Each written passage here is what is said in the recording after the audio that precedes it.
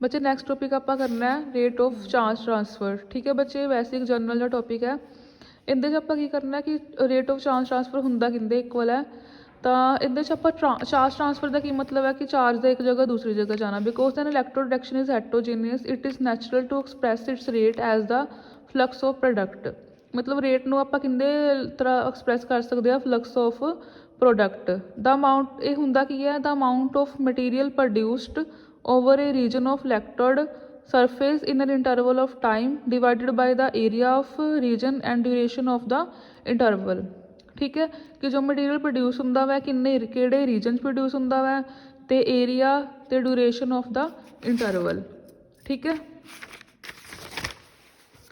तो बच्चे इस तो बाद चार्ज ट्रांसफर एक्शन अपने को की होंदी है कि Z पॉजिटिव Z नैगेटिव। ठीक है, जिन्ने आप इलैक्ट्रॉन आप इत्थों खत्म करने उन्ने आपां नूं पाने पैने आ। ठीक है, तो अपने को मैटल प्रोड्यूस हो जूगी। तो रेट पहले ही दसा सी की हुंदा वा product of flux. Product flux वो किंदे प्रपोर्शनल हुंदी है, स्पीसीज की कंसनट्रेशन दे। ठीक है, की है मोलर कंसनट्रेशन है। ठीक है, then molar concentration of reduce species in a solution close to electrode just outside the double layer. If molar concentration is of oxidized and reduced material outside the double layer are oxidized and reduced.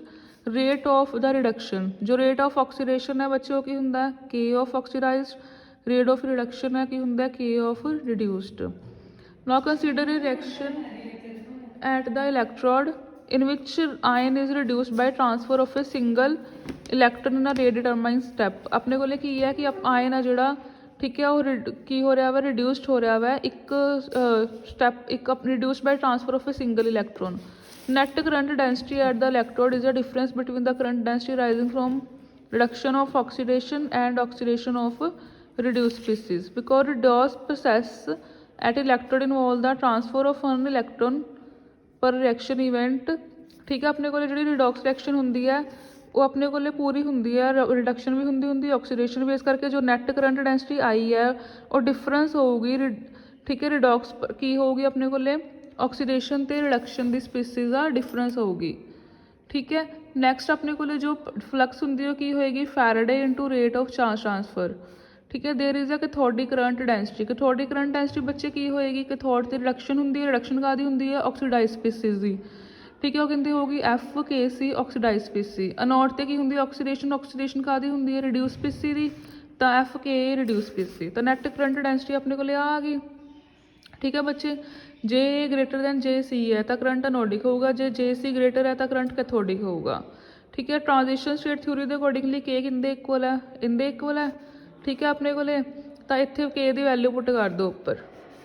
ठीक है, so using the rate of charge transfer reaction, ठीक है, for the electrode reaction can be calculated. जो अपने को rate होएगा charge transfer का तो अपने को की होएगी इलैक्ट्रोड रिएक्शन आप कैलकुलेट कर सकते हैं। ठीक है बच्चे, बटलर वॉल्मर की इक्वेशन वांगू ही है कि पहला आप रेट लिखा उनके के की वैल्यू पुट करती। ओवरऑल जो रेट होगा रिड्यूस ऑक्सीडेशन कैथोडिक तो इनोडिक का डिफरेंस होएगा। एक आदि है, ठीक है, रिड्यूस कादी होंगी है एनोडिक करंट डेंसिटी, एक ही होंगी है कैथोडिक करंट डेंसिटी। ठीक है बच्चे, उस तो बाद नैक्सट सानू वैसे ही छोटा जो टॉपिक है पोटेंशियल डिफरेंस। पोटेंशियल डिफरेंस तो आपको पता ही है। ठीक है, वी होंदा पोटेंशियल डिफरेंस। ठीक है, ये होंदा की है, इनू वोल्टेज भी बोल देते हैं। It is a work done to move a unit charge from one point to another.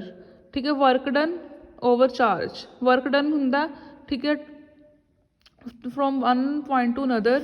ठीक है, यूनिट इज़ वोल्ट।